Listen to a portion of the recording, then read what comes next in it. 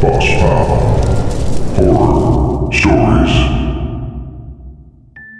Isang magandang gabi, Boss Pau. Ako si Carlo. Lumapit ako sa lumang bahay sa Wakwak Village na matagal nang tinatawag na haunted.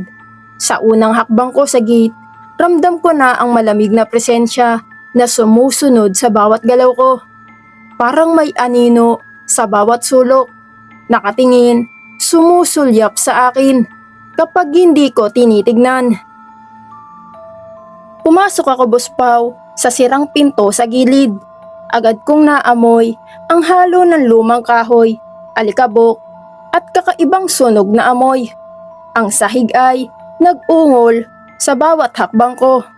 Habang tumataas ako sa hagdan, nakita ko ang mga lumang litrato na nasa dingding. Mga mata ng pamilya na tila umiikot at sinusubaybayan ako. Sa kisame ay may aninong gumagalaw sa gilid ng aking paningin. Sa ikalawang palapag, Boss Pau, may kwarto akong nadaanan na may lumang aparador. Nang lumapit ako roon, narinig ko ang pag-ikot ng pinto sa loob nito. Walang laman ng aparador, maliban sa isang maliit na kahon. Ngunit ramdam ko ang masamang enerhiya na nakatago sa loob nun. Pagbaba ko sa hagdan, Boss Pau, nakaramdam ako ng matinding lamig at parang humihila ang hangin pababa. Sa bawat sulok ay may anino na naglalakad sa dingding. Mabilis at biglang nawawala kapag tinitignan ng diretsyo. Sa likod ng bahay, sa maliit na pond, nakita ko ang mga refleksyon ng mga nawawalang kaluluwa. Ang kanilang mga mata ay walang buhay, puno ng pakiusap na lumabas ako bago ako rin ay malagay sa kanilang mundo. Lumabas ako sa gate, Boss Pau, at sa itaas na bintana nakita ko ang isang babae nakangiti sa pinakamalupit na paraan. Biglang nawala siya, ngunit ang pakiramdam niya ay nanatili. Isang babala. Ang bahay ay hindi basta-basta pinapasok at hindi basta-basta pinapalabas. Mula noon, Boss Pau, kahit na tahimik ang Mandaluyong sa gabi, naririnig ko pa rin ang halakhak at iyak sa paligid. Ang bahay ay buhay sa gabi, nagbabantay sa mga hindi marunong mag-ingat.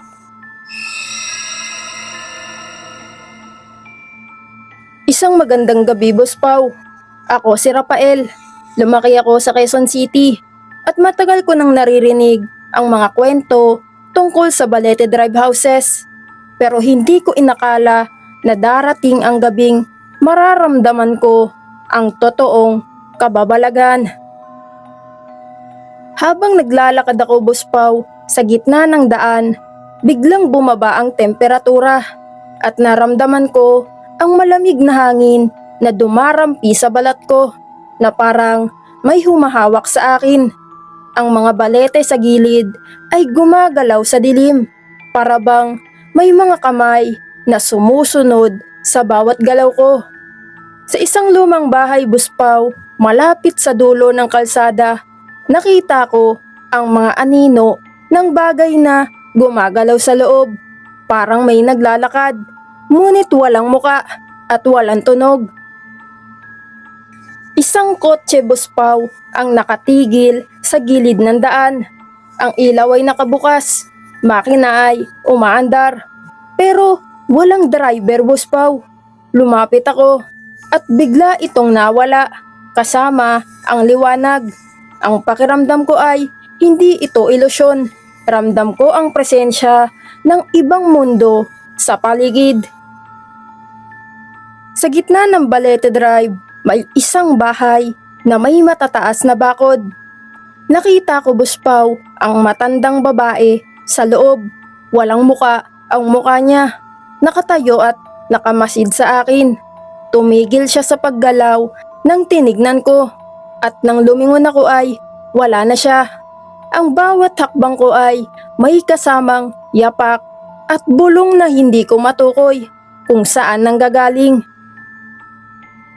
Sa bawat ilaw, bintana, at anino sa kalsada, ramdam ko ang mga naiwang kaluluwa. Ang Balete Drive houses ay hindi basta daan. Ito ay mundo ng mga lihim, ng mga presensya na nagbabantay, at ng mga aninong sumusunod sa bawat galaw mo sa dilim. Mula ng gabing iyon, Buspaw, tuwing gabi, naririnig ko ang banayad na bulong sa hangin. Nakikita ang mga anino sa bawat bintana at ramdam ko ang malamig na kamay ng nakaraan na nakamasid sa akin. Ang Balete Drive houses ay nananatiling buhay sa dilim at alam kong may mga mata sa bawat sulok na hindi mo matatakasan.